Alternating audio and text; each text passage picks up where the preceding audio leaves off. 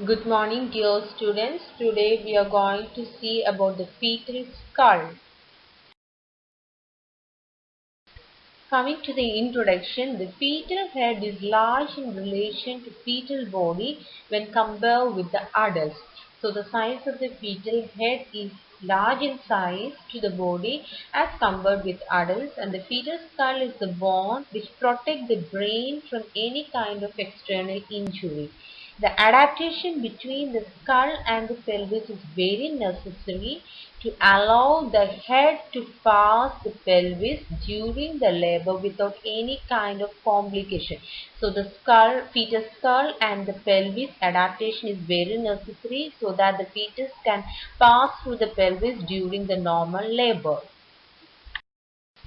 This diagram shows the two skulls. The first one is the fetal skull and the second is the adult skull. You can easily differentiate the fetal skull as well as the adult skull, because in the fetal skull you can see the sutures and the fontanelles very clearly, but these fontanelles or sutures you can't see in the adult skull.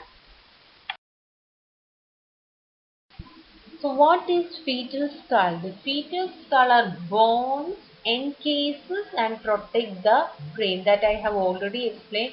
So these are the bones that covers and protect the brain. The fetal skull is compressible and made mainly of thin fallible tabular bones. So these bones are compressible and thin flat bones forming the vault. The fetal skull has three major parts. The first is vault of the cranium, or it is also known as roof. Second, face, and the third is base. So these are the three major areas of fetal skull: vault, face, and base. This picture shows the major areas of fetal skull. The first is vault, that you can see the behind portion of the skull, then the face and base. These are the major parts of the fetal skull. Coming to the bones of the vault, there are mainly frontal bone, parietal bone, occipital bone and temporal bone. The frontal bone, there are two frontal bone which is situated in the frontal region of the head. Two parietal bones which pass to the either sides of the sagittal suture. One occipital bone which is situated at the back side of the skull. And finally two temporal bones which are situated at the sides and the base of the skull. So these are the bones: two frontal bones, two parietal bones, one occipital bone and two temporal bones. Coming to the major regions of fetal skull, the first is vertex. Vertex is a quadrangular area. So it is a quadrangular area or diamond shaped area bounded anteriorly by brecma. Anteriorly by brecma is also known as anterior fontanelle. So anteriorly it is bounded by brecma and coronal suture. The coronal suture is the suture that lies between the frontal bone and the parietal bone. So this quadrangular area which is bounded anteriorly by brecma and coronal sutures, behind by lambda and lambdoidal sutures, and laterally by the lines passing through the parietal eminence. So the area that comes in between these regions are known as vertex. So in the anterior region there is brecma and coronal suture, and posteriorly lambda and lambdoid sutures on both sides. So laterally the parietal eminence comes. So the area that comes between these boundaries are known as vertex. Next is a brow. It is an area bounded on one side by anterior fontanelle. So one side it is anterior fontanelle and coronal suture, and the other side by the root of nose and the supraorbital ridges.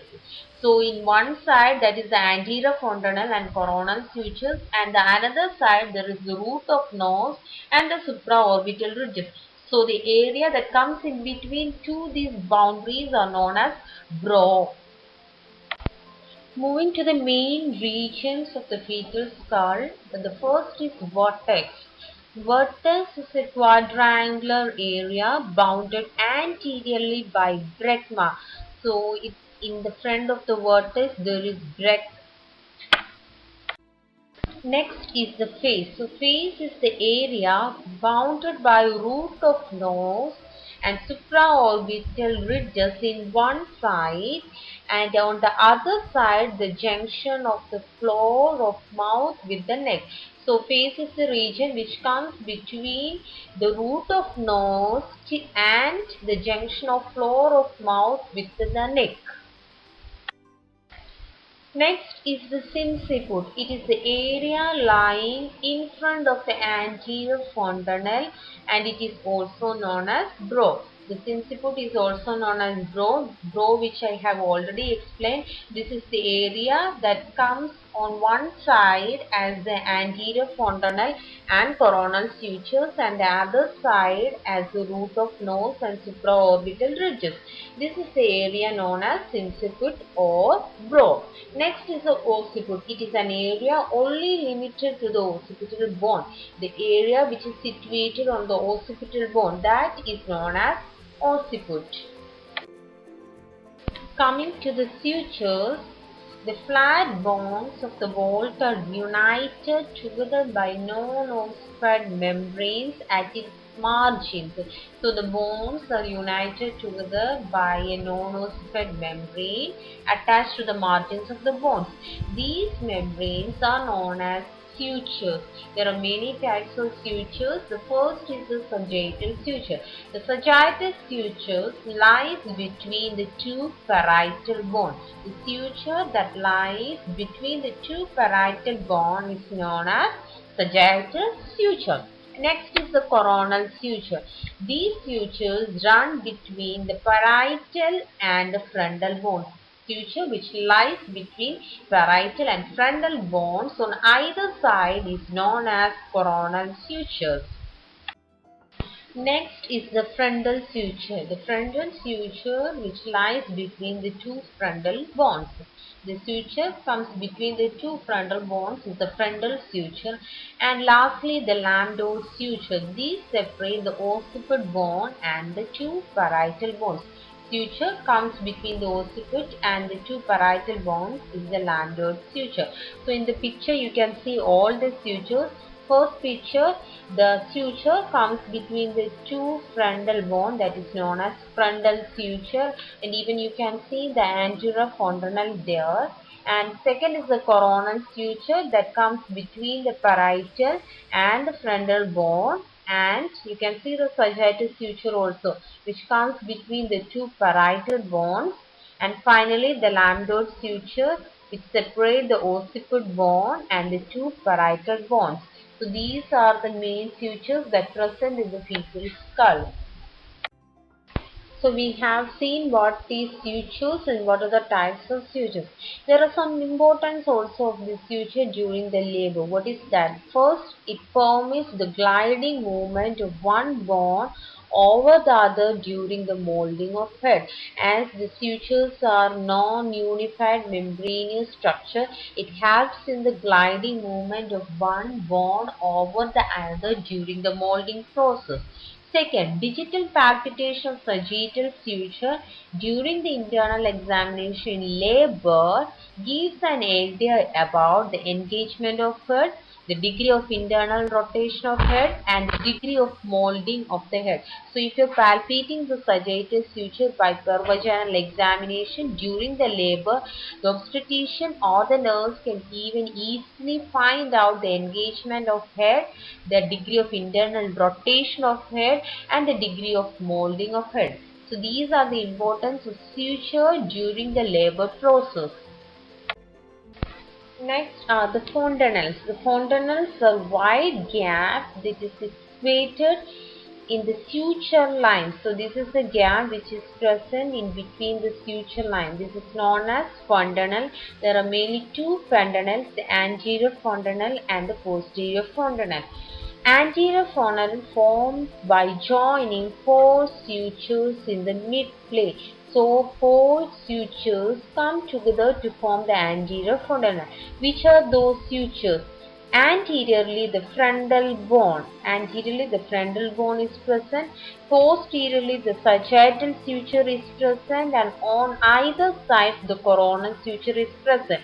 So the gap comes between these six structures is the anterior fontanelle, which is usually diamond-like shape, and the floor is made by a membrane. The anterior fontanelle is membranous in nature, and usually it is ossified or closed at the 18 months after birth, or you can say 1.5 years. It will take 1.5 years to have a complete closure of the anterior fontanelle. Next is the importance of anterior fontanelle.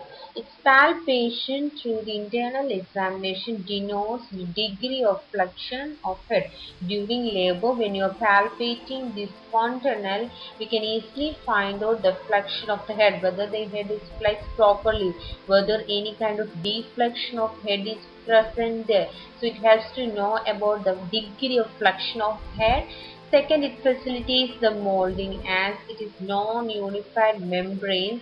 It helps in the overriding of bones one over another. So it helps in molding of the fetal head. It remains membranous after birth. It helps in accommodating the marked brain growth, the brain becoming almost double in its size during the first year of life.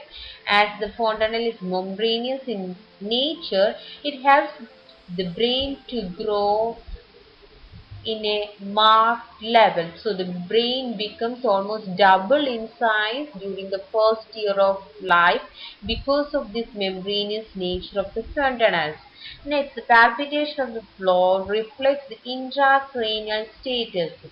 So by palpating the anterior fontanelle, one can identify the intracranial status of baby. If it is very depressed, the baby may be in dehydration, and if it is elevated or bulged out, it shows the raised intracranial tension. Next importance is the collection of blood and exchange transfusion on rare occasion. Through the anterior fontanelle, we can collect as well as do the exchange transfusion in rare occasion. Can be performed through it via the superior longitudinal sinus. So in rare case, the collection of blood and the exchange transfusion is done through the fontanelle. Then the cerebrospinal Cerebrospinal fluid can be drawn, although rare, through the lateral angle of the anterior fontanelle from the lateral ventricle. Usually the CSF fluid is drawn in a very rare occasion. In this picture, you can easily identify the anterior fontanelle and the posterior fontanelle. Anterior fontanelle is the darkened area, the diamond-shaped area that comes between the frontal suture, two coronal sutures, and the sagittal suture. That darkened the diamond-shaped area is known as anterior fontanelle or breccia. Next is the posterior fontanelle that lies between the sagittal suture and the two lambdoid sutures.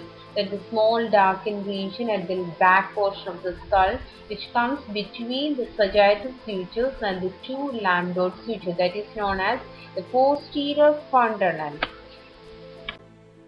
Next is the posterior fontanelle. So this fontanelle is formed by the junction of three sutures, the sagittal suture anteriorly and the lambdoid suture on either side. You can see in the picture. So the posterior fontanelle, it is labeled there. Anteriorly the sagittal suture is present, and both laterally the lambdoid suture is present. So the posterior fontanelle is usually triangular in shape and measures about 1.2 into 1.2 centimeter. Its floor is membranous but become bony at the 3 months of age. So this posterior fontanelle get closed or ossified very early when compared to the anterior fontanelle. Next is the sagittal fontanelle. It is inconsistent in its presence. It is situated on the sagittal suture at the junction of anterior two-third and the posterior one-third. So usually inconsistent in nature and situated in the sagittal suture. It has got no clinical importance.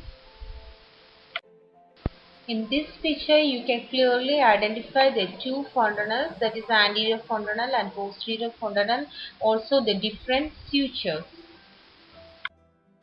In this picture, you can easily find out all the areas of the pedal skull, sutures as well as the fontanelles. You can see the face which starts from the root of the nose or the supraorbital ridges till the junction of the mouth with the neck. Next is the brow, which is also known as inciput, which starts from the root of the nose or the supraorbital ridges till the anterior fontanelle. That area is known as brow. Next is the vertex region, which starts from the anterior fontanelle and ends at the posterior fontanelle. Occiput region, which comes in the area of the occiput bone. Next, you can see the bones of the skull. There is two frontal bones, two parietal bones, two temporal bones, and one occiput bone. Next are the sutures. The first suture is the frontal suture, which is present between the two frontal bones. Next is the coronal suture that comes between the frontal bone and parietal bone. Next is the sagittal suture that comes between the two parietal bones. And lastly, which comes the lambdoid suture, which comes between the occiput bone and the two parietal bones. Here you can also visualize the anterior fontanelle and the posterior fontanelle. In this slide, we are going to see the landmarks of fetus skull. The first is occiput.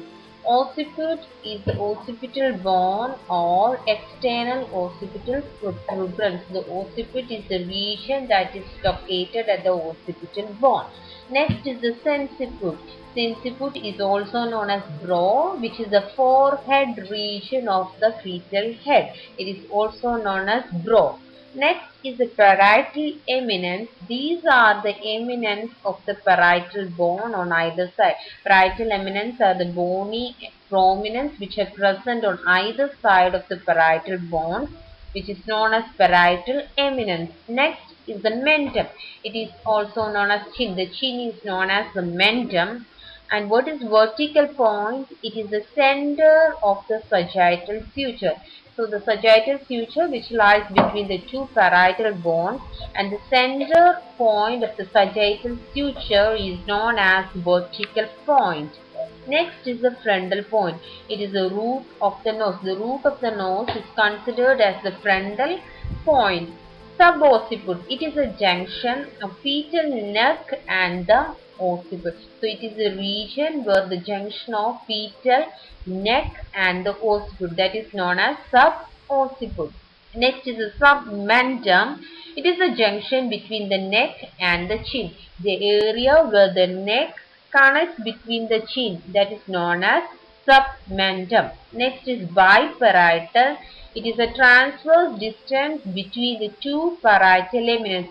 Parietal eminence I have already explained. This is the bony prominence which is present on either sides of the parietal bones.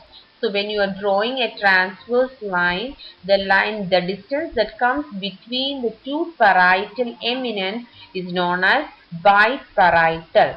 Next is the bitemporal. It is the distance between the two lower end of the coronal sutures. The coronal sutures are the sutures which are present between the frontal bone and the parietal bone. So there are two coronal sutures. The distance between the lower end of the two coronal sutures is known as bitemporal. These are the main landmarks of fetal skull. Coming to the main part of fetal skull, which are the diameters. Mainly there are two diameters, anterior posterior or longitudinal diameters and transverse diameters. The longitudinal diameters are usually 6 and the transverse diameters are 4.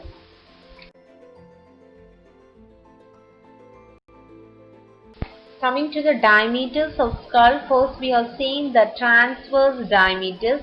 Mainly there are 4 transverse diameters, but here we are seeing only 2 diameters. The first is biparietal diameter. I have already explained biparietal means it is the distance between two parietal eminence. So the transverse line, if you're drawing between the two parietal eminence, that is the biparietal diameters, and it usually measures about 9.5 centimeter. The measurement of biparietal diameter is 9.5 centimeter that extends between the two parietal eminence. Next is the bitemporal diameter, that is the distance between the anterior inferior ends of the coronal sutures. It is the transverse line which is drawn between two lower end of the coronal suture, that is the bitemporal diameters, and it usually measures about 8 to 8.2 centimeter. In this picture, you can see the two transverse diameter. The first is the biparietal diameter, the line that is joining the two parietal eminence, of the distance between the two parietal eminence. Parietal eminence is the bony prominence of the two parietal bones. So the distance between these two parietal eminence is known as the biparietal diameter, and it is considered as 9.5 centimeter. Next is the bitemporal diameter. So this is the distance between the lower end of the two coronal sutures, and it is considered as 8 to 8.2 centimeter. Next is the longitudinal diameters, in that the first one is suboccipital bregmatic diameter, that is 9.5 centimeter. This is the diameter from below the occipital protuberance to the center of the anterior fontanelle. The anterior fontanelle is also known as bregma. So distance between the suboccipital region till the anterior fontanelle, that is 9.5 centimeter. Next is the suboccipitofrontal diameter, which is 10 centimeter. This is the distance from below the occipital protuberance to the center of the frontal suture. Distance between below the occipital protuberance till the center of the frontal suture, that is suboccipitofrontal, and that is 10 centimeter. Next is the occipitofrontal, which is 11.5 centimeter. The distance from the occipital protuberance to the glabella, that is occipitofrontal, and comes as 11.5 centimeter. Next is the mento-vertical diameters, and that is 13.5 centimeter, which is considered as the longest diameter of the fetal head. This is the diameter from the point of chin to the highest point on the vertex. The distance between the point of chin to the highest point on the vertex, slightly nearer to the posterior than to the anterior fontanelle. This is mento-vertical and 13.5 centimeter. Next is the submento-vertical, which is 11.5 centimeter. The diameter from the point where chin joins the neck to the highest point, where the chin joins the neck to the highest point on the neck. The submento-vertical is the distance between the chin joint's neck to the highest point on the vertex, that is 11.5 centimeter. Next is the submento-bregmatic, and that is 9.5 centimeter. The distance or the diameter from the point where the chin joins the neck to the center of the bregma, that is submento-bregmatic, and 9.5 centimeters. In this picture, you can easily identify the longitudinal diameters. I will explain once more. The first is the suboccipitobregmatic. The suboccipital region is the region that comes below the occipital protuberance. So from the suboccipital region till the bregma. Bregma is also known as the anterior fontanelle. So the diameter between the suboccipital region and the bregma is 9.5 centimeter, which is known as suboccipitobregmatic. Next, we will see the suboccipitofrontal, which is 10 centimeter. Suboccipital is the region below the occipital protuberance.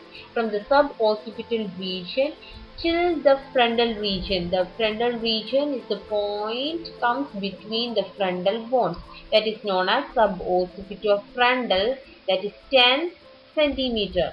Next is the occipitofrontal diameter, that is 11.5 centimeter. The distance that start from the occipital protuberance till the glabella. The diameter which starts from the occipital protuberance till the glabella, that is known as occipitofrontal diameter, and that is 11.5 centimeter. Next is the mentovertical, which is the longest diameter of the fetal skull, which starts from the chin till the highest point on the vertex. That is the mentovertical diameter, and it is considered as 13.5 centimeter. Next, we will see the submentovertical diameter. So it starts at the junction where the chin touches the neck, from there to the highest point in the vertex.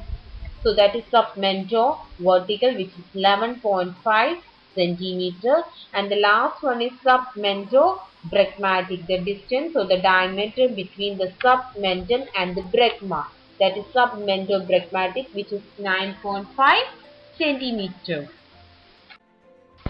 Next is molding. Molding is the alteration of the shape of the forecoming head while passing through the resistance of birth canal during labor. So it is the alteration that takes place in the shape of the skull while it passes through the birth canal during the labor process. And during normal delivery, an alteration of about 4 mm in skull diameter usually occurs, which is considered as normal. Next is the degree of molding. So +1 if the suture lines meet together while you're doing the vaginal examination and feel that the suture just meet together, then you can say the molding is +1. +2 the suture line overlap but can be reduced with the digital gentle pressure. When the suture line is overlapping, you feel that the suture line overlap one another, but if you are giving the digital pressure, you can reduce the overlap. In that condition, the molding is +2. Next, +3, the overlap is irreducible. There is overlapping of sutures and you are giving digital pressure, then also you can't reduce the overlap. In that condition, the molding is +3.